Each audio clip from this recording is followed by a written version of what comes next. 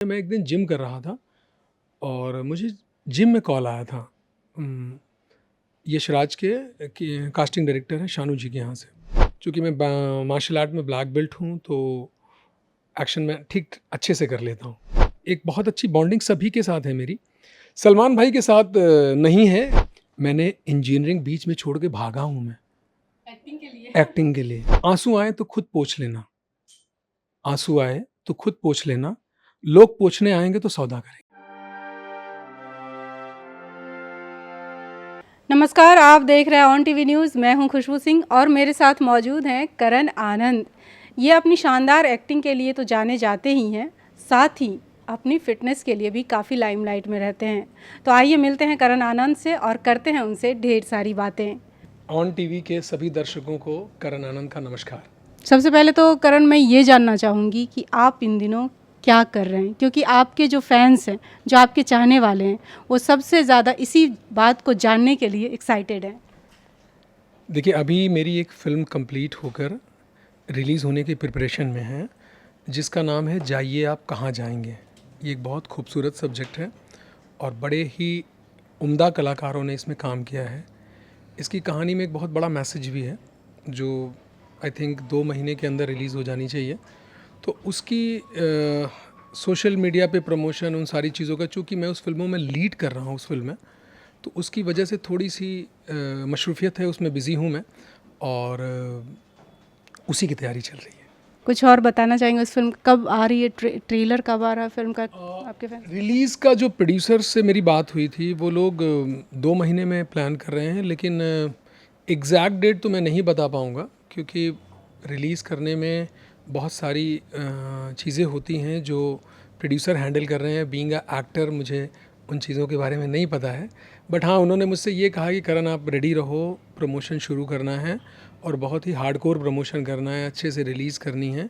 They are very excited. तो मैं अभी यही कह सकता हूँ कि रिलीज़ 2 महीने में हो जाएगी, डेट मुझे नहीं पता। तो चलिए, आपको गुड न्यूज़ मिल गई कि करण आनंद आपको जल्द ही फिल्म में नज़र आने वाले हैं। करण, आपने फिल्म गुंडे से अपने बॉलीवुड करियर की शुरुआत की थी। उस फिल्म के बारे में कुछ एक्सपीरियंस बताएंगे? कैसे हुई शुरुआत, कैसे मिला उस फिल्म में मौका? एक्चुअली उस वक्त मैं टेलीविज़न कर रहा था एज एन एक्टर और मेरा एक शो बहुत पॉपुलर था उस वक्त टेलीविज़न पे, जिसकी जो कैरेक्टर बहुत पॉपुलर था। तो मैं एक दिन जिम कर रहा था और मुझे जिम में कॉल आया था यशराज के कि कास्टिंग डायरेक्टर हैं शानू जी के यहाँ से। तो मुझे नंबर, लैंडलाइन का नंबर, 2014 की बात है, उस वक्त लैंडलाइन काफ़ी यूज़ में था। मोबाइल था लेकिन लैंडलाइन भी लोग यूज़ करते, तो लैंडलाइन नंबर था। तो मुझे लगा पता नहीं, फिर मैंने वेट हाथ में था, फिर भी रख के मैंने उठा लिया। तो वहाँ से शानू जी तो नहीं थी, कोई और था फ़ोन पे और उन्होंने बोला कि हम यशराज से बोल रहे हैं और मेरे कैरेक्टर का नाम था विजय सिंह। वो इंजीनियर विजय सिंह का कैरेक्टर था, लीड कैरेक्टर था सीरियल का। तो बोले ये कैरेक्टर आप टीवी पर जो कर रहे हैं आप वही हैं? मैंने बोला हाँ। तो अरे मुझे लगा यार कोई फ़ैन वैन है जो नंबर कहीं से ढूंढ लिया है। तो फिर बताया कि मैं यशराज से बोल रही हूँ और मैं एक रोल है इसमें जो नेगेटिव रोल है, आप करना चाहेंगे? तो मैंने बोला यशराज की फ़िल्म में मैं कुछ भी करना चाहूँगा। तो उन्होंने बोला ठीक है, आप ऑडिशन के लिए कब आ सकते हैं और अभी कहाँ हैं? मैंने बोला जिम में हूँ। कब आ सकते हैं? बोला अभी आ सकता हूँ। तो वो हंसने लगी, बोले नहीं आप कल आ जाओ। तो फिर मैं नेक्स्ट डे गया, ऑडिशन दिया। उसका एक उन्होंने अपने तरीके से करवाया और फिर मैंने बोला एक मैं अपने तरीके से करूँ क्या? तो बोले हाँ ठीक है कर दीजिए। तो वो किया, फिर उसको शानू जी ने देखा उसको और उस वक्त वही कहा कि ठीक है आपका ऑडिशन इज़ ओके, हम आपको 3-4 दिनों में कॉल करेंगे। फिर 3-4 दिन नहीं हो गए, 10-12 दिन हो गए, मुझे लगा शायद नहीं हुआ होगा। फिर एक दिन कॉल आया कि आप you are selected for Datta character in Gunday और आपके 25 डेज़ चाहिए, जिसमें 3 सीन है और एक एक्शन सीक्वेंस है, बड़ा एक्शन सीक्वेंस है। चूँकि मैं मार्शल आर्ट में ब्लैक बेल्ट हूँ तो एक्शन में ठीक अच्छे से कर लेता हूँ। हाँ, मैं कह सकता हूँ कि मैं अच्छे से कर लेता हूँ। तो वो एक भी रीज़न था उसको सेलेक्ट करने का। उन्होंने कहा कि ठीक है, फिर आपको भूषण शर्मा जी हैं हेड ऑफ़ प्रोडक्शन, वो पैसे वैसे की बात करेंगे और इस तरह से वो फ़िल्म मुझे मिली और वो मेरी पहली फ़िल्म थी। उस फिल्म के बाद ही फिर मैंने टेलीविज़न करना छोड़ दिया था। फिर उसके बाद जो फिल्में आई हैं अभी तक, उसके बाद का ही है। तो फिल्मों में आने के लिए आपको कितना इंतज़ार करना पड़ा? इनफैक्ट मुझे उम्मीद नहीं थी कि टीवी करते करते फिल्म मिल जाएगी। वो एक इत्तेफाक था, और इत्तेफाक क्या, मतलब कह सकता हूँ मेरे लक में था कि मुझे फ़िल्मों में आना था और फिल्में इस तरह से मिलनी शुरू हुई। और धीरे धीरे धीरे, हाँ थोड़ा वक्त मुझे ज़रूर लगा, क्योंकि मेरा कोई बैकअप ऐसा नहीं है। धीरे धीरे काम करता रहा, अपनी पहचान बनाता रहा, और आज मैं एज ए लीड रोल में फिल्में कर रहा हूँ। तो ये वाकई ऊपर वाले की बहुत मेहरबानी है, उन्होंने मुझे ये मौका दिया और इस तरह से मैं आगे बढ़ा। मतलब लक फैक्टर को आप मानते हैं, किस्मत को कितना मानते हैं आप? नहीं, मानता हूँ, मैं किस्मत को बिल्कुल मानता हूँ, क्योंकि कई बार ऐसा हुआ है कि जहाँ किसी और की मौका मिलना था, लेकिन मेरी किस्मत थी शायद, तो मुझे मौका मिला। कई बार ऐसा हुआ कि जहाँ मुझे फ़िल्म कंफर्म हुई 2 बार, सब कुछ हुआ, लुक टेस्ट हुआ, सब कुछ हुआ, उसके बाद भी मैं नहीं कर पाया। तो लक तो होता है, टैलेंट है, टैलेंट के साथ लक भी चाहिए। कह सकते हैं कि आपको बहुत ज़्यादा स्ट्रगल नहीं करना पड़ा कि पैर घसीट गए, चप्पल घसीट गए चलते चलते? स्ट्रगल वैसी नहीं रही है, लेकिन स्ट्रगल मेरे हिस्से में भी बहुत भरपूर आई है, ऐसा नहीं है। क्योंकि मैं खैर हर एक्टर, मैं ही नहीं, हर एक्टर ये चाहता है कि वो सिर्फ लीड के रोल करे। हर कोई तो हीरो बनने का सपना ही देखने आया है। मेरे साथ ये है कि मेरा कोई गॉडफादर नहीं है, कुछ नहीं है। मैं एक ऐसी जगह से आया हूँ, एक छोटा सा शहर, छोटा तो नहीं लेकिन हाँ अच्छा शहर, प्रयागराज, जो पहले इलाहाबाद हुआ करता, तो वहाँ से हूँ। तो मेरा ऐसा कोई बैकअप नहीं था। धीरे धीरे धीरे धीरे करके अपनी पहचान बनाते बनाते मैं यहाँ पहुँचा। वक्त लगा, लेकिन मैं आ गया हूँ। बिना गॉड फादर के आपने काफ़ी सक्सेस हासिल किया। सक्सेस का कोई सक्सेस तो खैर क्या कहेंगे, लेकिन हाँ एक एज एन एक्टर मेरी पहचान तो बन गई है। अब वो एक जो सक्सेस का पैमाना होता है, उस पर अभी तक मैं खरा नहीं उतरा हूँ, और मुझे उम्मीद है कि ये फिल्म जो है, जो जाइए आप कहाँ जाएंगे से, उससे वो बैरियर भी मैं क्रॉस कर लूँगा और हो जाएगा। मुझे लगता है ये हर अच्छे एक्टर की खासियत होती है कि वो अपने आप को कभी पूरी तरह से परफेक्ट नहीं मानते हैं और हमेशा अच्छा करते चले जाते हैं। वैसे करण जी, आपने सलमान खान, गोविंदा, अक्षय कुमार सबके साथ काम किया है। रणवीर सिंह, अर्जुन कपूर, और कौन है, गोविंदा, सलमान, हाँ करेक्ट। बाकी कैरेक्टर एक्टर्स में बहुत अच्छे एक्टरों के साथ मैंने काम किया है।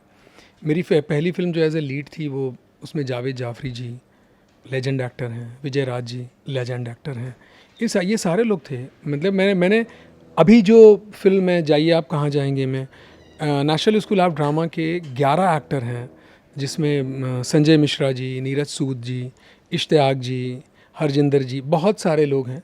तो मैं कह सकता हूँ कि मैं बहुत भाग्यशाली रहा हूँ कि बड़े अच्छे एक्टरों के साथ काम करने का मौका मिला, और उन सब के साथ एक बहुत अच्छी बॉन्डिंग सभी के साथ है मेरी।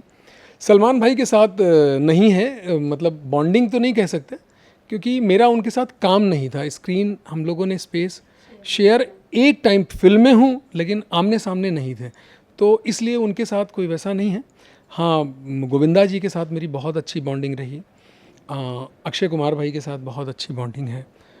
दूसरी फिल्म, वो रोल तो खैर कट गया, ओ माई गॉड 2 में भी मेरा बहुत अच्छा रोल था, बट वो सेंसर की वजह से और कुछ ऐसी प्रॉब्लम्स आई थी उस वक्त। एक अजीब सा दौर था वो फिल्म के लिए, जिसकी वजह से मेरा वो रोल कट हो गया, छोटा हो गया। तो उनके साथ भी बहुत अच्छा रिश्ता है मेरा।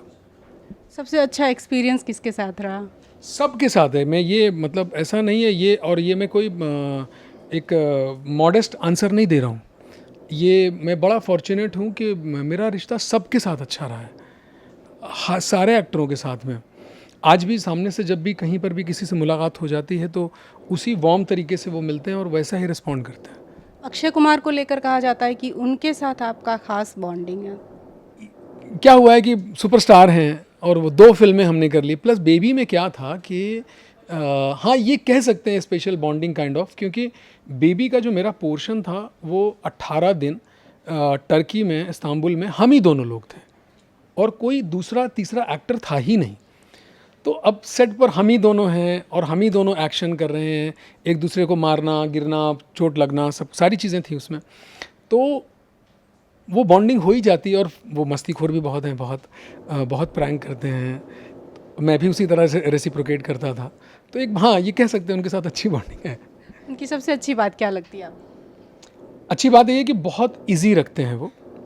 उन्होंने पूरे उस वक्त तो मैं बिल्कुल ही नया था 2015 में।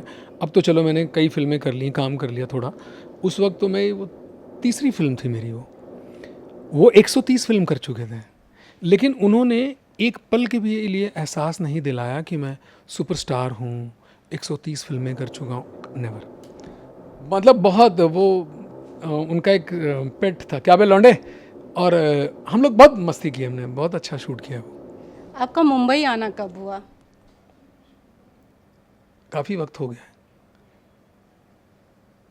टाइम हो गया, 14-15 साल। अगर ये सवाल किया जाए कि आपको इंडस्ट्री को समझने में कितना वक्त लग गया पूरी तरह से? हाँ, वक्त तो लगा। उसका रीज़न क्या है कि ये इंडस्ट्री अभी थोड़ी सी ऑर्गेनाइज्ड हो गई है कि कास्टिंग डायरेक्टर आ गए हैं, सोशल मीडिया हो गया है, सोशल मीडिया को देख के लोगों को काम मिलता है। कई सारी चीज़ें ऐसी हैं जो ऑर्गेनाइज्ड हो जाती हैं, हो चुकी हैं थोड़ी सी। पहले ऐसा नहीं था। पहले आप प्रोफाइल बना लो और फोटोग्राफ का सेट बना लो, प्रोड्यूसर के ऑफिस में जाओ, कभी उनका मूड होगा मिलेंगे, कभी उनका मूड होगा नहीं मिलेंगे। तो थोड़ा अलग था, ये बहुत अलग है। अब जो एक्टर्स आ रहे हैं उनके लिए बहुत इजी है कि आज मतलब मुझे बहुत खुशी होती है देख के कि कोई छोटे से शहर जौनपुर में भी है और वो इतना अच्छा परफॉर्म कर रहा है, सोशल मीडिया पे उसने कर रखा है, तो वहाँ से भी उसको पिक कर लिया जाता है। तो अब तो बहुत अच्छा है, बहुत ही मतलब टैलेंट अगर आपके पास है तो वो छुपेगा नहीं, वो आ जाएगा। तो ये एक बहुत बड़ा फ़र्क हुआ है जब हम लोगों ने शुरू किया था और जो अब शुरू कर रहे हैं। आपने काफ़ी फिल्में की, टीवी सीरियल भी किया आपने। अगर ये पूछो कि आपको सबसे पहला चेक कितने का मिला था? 1000 रुपये का।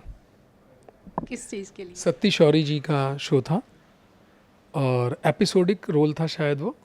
शेखर सुमन जी होते थे उसमें और एक कैरेक्टर मैंने किया था, तो 1000 रुपये का पहला चेक था। ऑल इंडिया रेडियो के लिए भी आपने बाल संघ का? हम लोग इलाहाबाद में जब मैं था तो वहाँ पर हम लोग काम करते थे और चूँकि एक्टिंग में शुरू से करता रहा तो बाल संघ प्रोग्राम संडे को होता था जो बच्चों के लिए होता था। तो उसमें 2 वॉइसेस यूज़ होती थी विजय भैया के साथ। तो एक वॉइस अगर मैं अवेलेबल होता तो मुझे बुलाया जाता, तो एक लड़का और होता था, ऑल्टरनेट हम लोग करते रहते थे। कह सकते हैं कि बचपन से ही आप में एक्टिंग का कीड़ा था। हाँ, ये मैं तो बहुत प्राउडली कह सकता हूँ कि मैं सिर्फ़ और सिर्फ एक्टर बनना चाहता था और कुछ नहीं। कब सोचा कि मुंबई जाना है और फिल्मों में आना है? बहुत छोटेपन से शायद, बहुत छोटा था तब से ये था कि क्योंकि फिल्म इंडस्ट्री बॉम्बे में ही थी और रेडियो, फिर वहाँ पे इलाहाबाद में थिएटर, फिर लखनऊ में थिएटर, फिर दिल्ली थिएटर। तो वो जो सपना था देखा बॉम्बे आने का, तो वो अब मुझे एग्जैक्ट याद नहीं है कि कितने साल हो गए ये सपना देखे, लेकिन हाँ बहुत छोटा ही था मैं। आपका फैमिली बैकग्राउंड कोई? हाँ, कोई नहीं है, मतलब फैमिली नहीं, ख़ानदान में कोई नहीं है। फिर आपको सपोर्ट मिला? ना, बिल्कुल नहीं मिला। फिर 1.5 साल तो इस बात की स्ट्रगल में निकल गया था कि मुझे बॉम्बे जाना है। फादर मेरे हॉकी के प्लेयर हैं। उन्होंने 20 साल इंडियन रेलवे खेला है और एक रिस्पेक्ट है फादर की वहाँ पर एक एज ए प्लेयर इलाहाबाद में। बहुत हॉकी के बहुत बड़े बड़े प्लेयरों को पापा ने सिखाया है। ज़फ़र इकबाल, मोहम्मद शाहिद, ये सब इनके जूनियर हुआ करते थे। तो एक्टिंग मतलब उनको लगता था ये गाली दे रहा है मतलब। और दूसरा उस शहर में ये बात करना कि एक्टर बनना है हीरो बनिए, इनके मुंह देखो, हीरो बनिए, ऐसा होता था। तो वो एक जलील भी होते थे हम लोग, अगर एक तरह से कह लें तो। वो भी था, फैक्टर था, लेकिन एक ज़िद थी और बनना था तो आ गया। और लकली आने के साथ ही 3-4 महीने में म्यूज़िक वीडियो पहला मिला।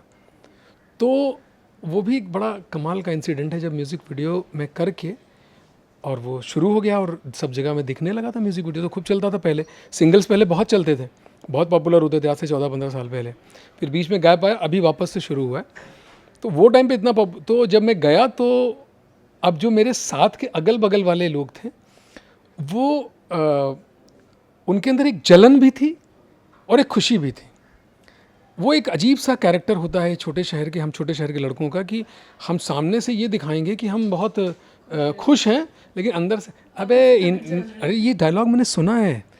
मैं 10-15 फीट पर ही 2-3 मेरे परिचित मोहल्ले के लड़के साथ में खेलने वाले खड़े हैं और एक लड़का मुझसे बात कर रहा है, वो मुझसे कह रहा है अरे यार इतनी अच्छी अच्छी बम्बई में टी शर्ट मिली थी, नहीं ले आए यार तुम हमारे लिए, मैं एक टी शर्ट ले आना रहा।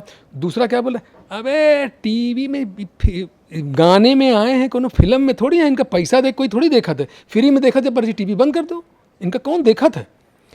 ये बोला और उसके बाद मेरी नज़र गई, अरे यार तुम बताओ गुरु हीरो बन गए हो, ये भी रिएक्शन था।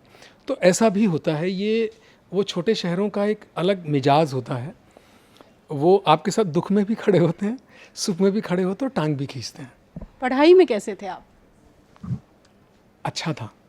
मैंने इंजीनियरिंग बीच में छोड़ के भागा हूँ मैं एक्टिंग के लिए। एक्टिंग के लिए 1 साल कंप्लीट करके इंजीनियरिंग कॉलेज से और यूपी में एक मोतीलाल नेहरू इंजीनियरिंग कॉलेज का बहुत टफ एग्ज़ाम होता है, जिसमें 20 से 25 लाख लड़के बैठते थे उस वक्त, और सिलेक्शन सिर्फ होता था शायद 20,000 25,000 बच्चों का पूरे 18 कॉलेजेस में। उसमें मेरी 483 रैंक आई थी, क्योंकि मेरे फादर ने ये कहा था कि तुम पहले प्रूव करो कि तुम पढ़ने में अच्छे हो, तब हम तुम्हें सोचेंगे तुम्हारे बारे में। तो मुझे लगा, लेकिन उन्होंने एक्चुअली वो गेम खेला था, उनको लगा था एक बार ये इंजीनियरिंग ज्वाइन कर लेगा, पढ़ लेगा, फिर तो नौकरी कर ही लेगा, फिर ये कहाँ एक्टिंग के चक्कर में पड़ेगा। उनको मेरे अंदर के भूत का पता ही नहीं था। वो मैंने 1 साल करी और बाकायदा इंजीनियरिंग कॉलेज के प्रिंसिपल को मैं लेटर दे के आया कि I am not going to come back, I am resigning. और 1 साल 2 सेमेस्टर करके और मैं सीधा हॉस्टल से पूरे कपड़े और सारा सामान लाद के और सीधा इलाहाबाद। रात 12 बजे मैं घर पहुंचा, तो घर पे देख के हैरान, तो सोचे आया होगा हॉस्टल से। 3-4 दिन बाद मैंने बताया कि मैं तो इंजीनियरिंग कॉलेज छोड़ दिया मैंने। खूब भैया घर पे रोना पिटना मचा, खूब मेरी ऐसी तैसी की गई पापा के दोस्तों के सामने। पापा के अपने दोस्तों को बताया, वो आके मुझे समझा रहे, अरे तुम चलो हम प्रिंसिपल से बात कर लेंगे और समझा लेंगे। मैं बोला नहीं मैं नहीं जाऊँगा, अब आप लोग डिसाइड कर लो कि मुझे जो करना है वो करने दोगे या आप लोग अपनी मर्ज़ी का करवाओगे। तो ये भी हुआ है। आखिरकार पापा को हार मानना पड़ा। हाँ, मजबूरी माना, but now they are happy, अब खुश हैं वो। अब तो प्राउड फील करते होंगे कि भाई बेटे ने जो चाहा वो किया। हाँ, अब तो शिकायत नहीं है, नाउ दे आर हैप्पी। आजकल वेब सीरीज़ का टाइम है, लोग वेब सीरीज़ देखना काफ़ी पसंद करते हैं। आप कब आ रहे हैं वेब सीरीज़ पे? मेरी एक वेब सीरीज़ के लिए बात हुई है, वो एक्शन सीरीज़ है, और एक्चुअली मैं ना थोड़ा सा इस फिल्म की रिलीज़ का वेट कर रहा हूँ। मैं अभी किसी को कांटेक्ट नहीं कर रहा हूँ। एक फ़िल्म की बात ज़रूर हुई है मेरी। मैं चाह रहा हूँ कि ये जो मेरा काम है इसमें मैंने बड़ी शिद्दत से मेहनत की है, और 1.5 साल मैंने इसके कैरेक्टर को पकड़ने के लिए और इस पे करने के लिए मैंने लगाया है। तो मैं ये चाह रहा हूँ कि ये फ़िल्म मेरी आ जाए, उसके बाद में फिर इसके बाद शायद मुझे लगता है कि आइडेंटिटी क्राइसिस ख़त्म हो जाएगा और लोग मुझे काम देंगे। देखते हैं। बिल्कुल मिलेगा सर। अच्छा चलिए, फिल्मों से हट के कुछ बात करें अगर, तो पहला प्यार कब हुआ था? बड़ा भयंकर सवाल है ये, कहीं और लड़ाई ना हो जाए किसी से। ये इलाहाबाद में ही हुआ था, इलाहाबाद में ही हुआ था, और हो गया था यार इलाहाबाद में। स्कूल के टाइम में, कॉलेज के? स्कूल तो नहीं कह सकते, हाँ 10th खैर स्कूल ही होता है। हाँ 10th 11th की बात है शायद, ये 11th में हुआ था, और बड़ा वैसा प्यार था, बड़ा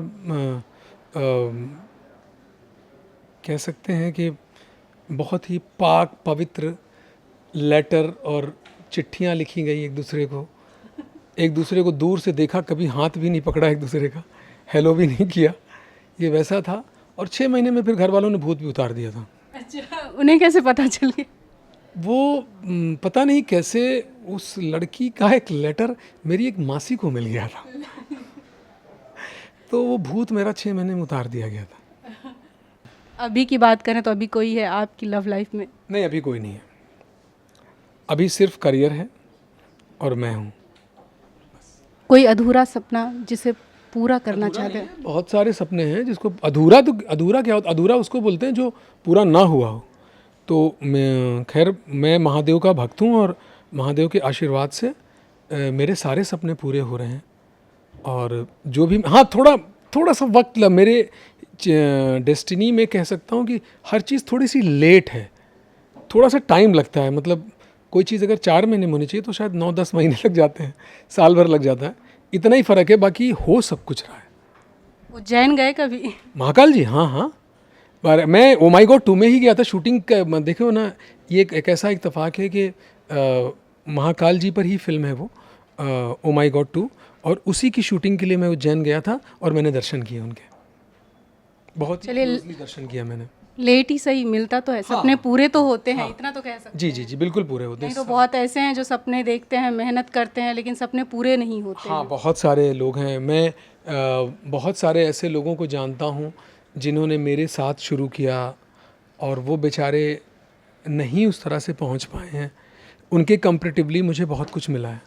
मैं बहुत शुक्रगुजार हूँ ऊपर वाले का। निश्चित रूप से ये भगवान शिव का ही। आप फिटनेस फ्रीक भी काफ़ी ज़्यादा हैं, आपकी फ़िटनेस को लेकर आप लाइमलाइट में रहते हैं। मैं चाहती हूँ कि ऑन टीवी के ऑडियंस के लिए भी आप कुछ फिटनेस टिप्स दें। देखिए, फ़िटनेस टिप्स तो खैर मैं क्या दूंगा, क्योंकि आज पूरा सोशल मीडिया ज्ञान से भरा हुआ है, हर तरफ ज्ञान बट रहा है। मैं कोई ऐसी फ़िटनेस की बात नहीं करूंगा। हाँ, ये ज़रूर कहूँगा कि आप अपने 24 घंटे के जीवन में से 1 घंटा 45 मिनट्स टू 1 आवर अपने लिए निकालिए। आपको जो अच्छा लगता है आप वॉक करो, रनिंग करो, जिमिंग करो, योगा करो, कुछ भी करो, लेकिन कुछ ऐसा ज़रूर करो जो आपको फिट रखे। क्योंकि एज बढ़ने के साथ साथ बहुत सारी चीज़ें आज के समय में ऐसी हैं। सबसे पहले तो स्ट्रेस।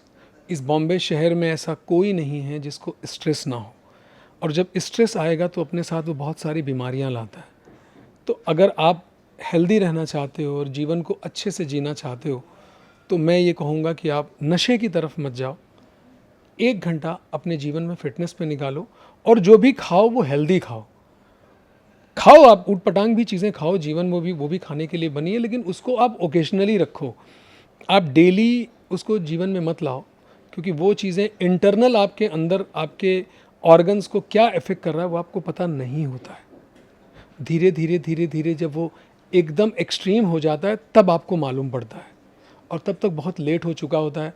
तब आप बीपी, शुगर, इन सब चीज़ों के शिकार हो चुके होते हो। तो इससे बेटर है कि पहले हम 1 घंटे वो कर लें, फिर जो हफ्ते में 1 दिन मज़ा करें वो भी खाएं, लेकिन हेल्दी खाएं और एक्सरसाइज करें। बस मैं इतना ही कहना चाहूँगा, इससे ज़्यादा ज्ञान नहीं, कोई सुनना नहीं चाहेगा। बहुत अच्छी बात कही। सबसे अच्छी बात जो मुझे लगी कि स्ट्रेस आज के टाइम में छोटे छोटे बच्चों में स्ट्रेस देखने को मिलता है।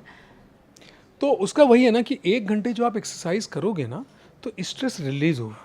आपके अंदर जो केमिकल्स रिलीज़ होते हैं एक्सरसाइज करने के दौरान, वो आपके स्ट्रेस को ख़त्म करते हैं।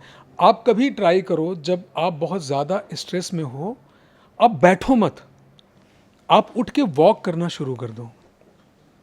आप थोड़ी देर बाद देखोगे 25-30 मिनट के बाद वो आपको रास्ता, आपकी प्रॉब्लम का रास्ता मिले ना मिले, लेकिन आप रिलीज़ हो जाओगे और आप एक पॉजिटिव हो जाओगे। और जब आप ऑप्टिमिस्टिक होते हो तो फिर तो ऊपर वाला भी रास्ते खोलता है ना आपके लिए। निश्चित रूप से, मतलब जब भी आप स्ट्रेस फील करें तो अकेले ना रहें, बैठे नहीं, एकांत में ना जाएं, पॉजिटिव सोचें, खुद को पॉजिटिव। फिजिकल एक्टिविटीज़ कर लें उस दौरान, कुछ भी थोड़ी देर के लिए, तो आप देखिए उससे बहुत फ़र्क पड़ेगा। बहुत अच्छी बात कही है करण आपने। अब लंबी बातों का दौर ख़त्म करते हैं और रैपिड फायर करते हैं हम लोग। बाप रे, कुछ खतरनाक है? कुछ खतरनाक नहीं है, बहुत सिंपल से क्वेश्चन है जो आप इजीली दे देंगे। अच्छा, तो फिर क्यों पूछना? क्योंकि आपके फैंस जानना चाहते हैं। वो जानना चाहते हैं कि करण को क्या पसंद है क्या नहीं पसंद है। तो सबसे पहले चूँकि ये स्ट्रेस की बात हुई है, हेल्थ की बात हुई, तो आपका फेवरेट फूड कौन सा है? अब बहुत ताज्जुब करोगे आप, मेरा फूड बहुत सिंपल है। मुझे दाल चावल बहुत पसंद है। मुझे सम टाइम अगर मुझे बहुत भूख लगी है और कोई मुझे ऑमलेट पराठा खिला दे तो I am the happiest person. Very simple food, मुझे मेरा ऐसा कोई वो उसमें नहीं है। दाल चावल ये वो, मैं नॉनवेज खाया करता था लेकिन ऑलमोस्ट अभी छूट सा गया है और उसका कोई रीज़न नहीं है, कोई लॉजिक नहीं है कि कोई पूजा की वजह से या उसकी वजह से, ऐसा नहीं है। बस एक थोड़ा सा डिटैच सा हो गया हूँ। हाँ, अंडे खाता हूँ मैं, अंडे भी अभी हफ्ते 10 दिन हो जाते हैं खाए हुए। तो लेकिन हाँ, बस हेल्दी फूड, घर का फूड, और ये जो एग्जॉटिक वेजेस हैं, ब्रोकली है, मशरूम है, येलो पेपर, रेड पेपर, इस तरह की चीज़ें, फ्रूट्स हैं, ड्राई फ्रूट्स हैं, मैं इन चीज़ों पर ज़्यादा रहता हूँ। चाय या कॉफ़ी? दोनों भी नहीं, लेकिन अगर कहीं बैठ गए तो कहीं मीटिंग वगैरह में बैठ गए, जैसे आपके यहाँ ही बैठ गए तो आपने पूछ लिया तो मैंने कॉफ़ी पी ली थी, तो ऐसे ही हफ्ते में 1-2 कॉफ़ी, बाकी चाय तो बिल्कुल नहीं। बिल्कुल भी नहीं। मुझे याद है कि मैं इनके साथ इनसे मिलने गई थी तो वहाँ इन्होंने हमें चाय पिलाया लेकिन खुद नहीं पिए थे। नहीं, ऐसा नहीं, चाय भी कभी कभी पी लेता हूँ अगर कहीं ऐसा है कि बैठे हैं कुछ। हाँ, एक चीज़ और, जब मुझे बहुत भूख लगी हो और कुछ नहीं मिल रहा हो तो मैं एक पैकेट पूरा ग्लूकोज का और 1 कप चाय, ये मैं करता हूँ कभी कभी, 2-4 महीने। कभी कभी? हाँ, 2-4 महीने में कभी, जब बहुत भूख लगी, कहीं कुछ नहीं मिल रहा है, कुछ भी नहीं है, तो फिर मैं ये कर लेता हूँ। अपने गांव प्रयाग के बारे में एक शब्द में कुछ? सर्वोत्तम। बहुत सही। Favourite actress? ओल्ड में तो मुझे रेखा जी बहुत पसंद थी, पुरानी एक्ट्रेसेस में। अभी फ़िलहाल मुझे दीपिका बहुत अच्छी लगती हैं, उन्होंने बहुत इम्प्रूव किया है, बहुत कमाल की एक्ट्रेस हो गई हैं। एक फ़िल्म उनकी आई थी, उसका मैं नाम हमेशा चॉकलेट या क्या नाम था, ऐसा कुछ था वो, जिसमें उन्होंने वेरोनिका का रोल किया था। वहाँ से उनका जो कॉकटेल बहुत खूबसूरत फिल्म थी वो, और बहुत बढ़िया काम किया था। वहाँ से मुझे वो बहुत अच्छी लगती है एज एन एक्ट्रेस। जितनी भी एक्ट्रेस हैं उनमें सबसे अच्छी आंखें आपको किसकी लगती है? हे भगवान, क्यों दुश्मन बनवा रहे हो यार। कल को इन्हीं के साथ काम करना पड़ेगा तो बोलेगा तुमको तो उसकी आँख अच्छी लगी थी। उनकी कोई और खासियत आप उन्हें बता देना। आँखों पे कभी ध्यान नहीं दिया ऐसा, बट अगेन अगर आप बोलोगे तो फिर मुझे दीपिका ही अच्छी लगती है। कोई ऐसा जो सीक्रेट जिससे आप शेयर करते हो और वो आपके सीक्रेट को सीक्रेट रखता हो? मैं अपने से ही शेयर करता हूँ और अपने पास ही रखता हूँ। खुद को किसी पे विश्वास नहीं या फिर कोई वजह? ऐसा नहीं है एक्चुअली। एक शेर कहे है जो मैंने सलमान साहब के फादर हैं सलीम साहब, उनसे सुना था, तो वो उसके बाद मुझे वो बहुत इतना रेलेवेंट लगा मेरे लिए। मैं थोड़ा सा गहरा हूँ, मैं अपनी प्रॉब्लम बहुत कम शेयर करता हूँ, मैं अपने दुख कम शेयर करता हूँ। तो आंसू आए तो खुद पोंछ लेना, आंसू आए तो खुद पोंछ लेना, लोग पोंछने आएंगे तो सौदा करेंगे। तो वो ऐसा है कि मैं अपने सीक्रेट्स हो, दुख हो। सीक्रेट क्या होता है? सीक्रेट दुखी होता है ना। बाकी खुशियाँ तो बांट ही देता है आदमी। हम एक्टरों की खुशियाँ क्या होती हैं? हमें अच्छी फिल्म मिल जाए, हमारे रोल को अप्रिसिएशन मिल जाए, वो दुनिया को पता हो जाता है। मैं एक्चुअली ये मॉडेस्ट होके नहीं बोल रहा हूँ, मैं बड़ा सिंपल और सादा लड़का हूँ, बड़ा स्ट्रेट सा लड़का हूँ। मेरी ज़िंदगी में ऐसा कुछ छुपा हुआ कुछ नहीं है। हाँ, अगर तकलीफ़ें हैं, दुख हैं, वो मैं शेयर नहीं करता। मैं कोशिश करता हूँ कि वो मेरे तक ही रहे। आपकी फेवरेट फिल्म? कई सारी हैं। शोले है, मदर इंडिया है, 2 बीघा ज़मीन है, टैक्सी ड्राइवर है, गॉडफादर है, बहुत सारी फिल्में हैं। क्योंकि एक फ़िल्म तो नहीं हो सकती ना, हर फिल्म का एक अपना एक क्लास होता है, उसमें कुछ और अच्छा होता है, किसी फिल्म में कुछ और अच्छा होता है। तो ये लेकिन ये जिन फिल्मों के मैंने नाम लिए हैं, ये अपने आप में कंप्लीट फिल्म है, जिसका हर फ्रेम बहुत अच्छा है। वो शोले का एक छोटा सा कैरेक्टर क्यों ना हो, मदर इंडिया फिल्म क्यों ना हो, मुगले आज़म है, ऐसी बहुत सारी फिल्में हैं जो मेरी बहुत फेवरेट हैं। आप अपना फ्यूचर कहाँ देखते हैं? एक बहुत कामयाब एक्टर के तौर पर देखना चाहता हूँ अपने आप को, और उसी की मेहनत में लगा हुआ हूँ। मुंबई के बारे में एक शब्द, जैसे प्रयागराज के बारे में आपने कहा। मुंबई को एक शब्द में नहीं बोला जा सकता। ये अपने आप में इतना विशाल है कि इसकी बहुत सारी खूबियाँ हैं, खामियाँ भी हैं, लेकिन खूबियाँ बहुत सारी हैं। ये सब कुछ समंदर जैसे हो, सब कुछ समा लेता है। ये मुंबई भी सब कुछ समा लेता है अपने अंदर। मैं यही कहूँगा कि मुंबई एक समंदर है। मुंबई एक समंदर है। अंत में ऑन टीवी के ऑडियंस के लिए अपने अंदाज में कुछ कहें। देखो भैया, हम हैं इलाहाबादी और हैं, अब के नाम हुआ है प्रयागराज, ठीक है।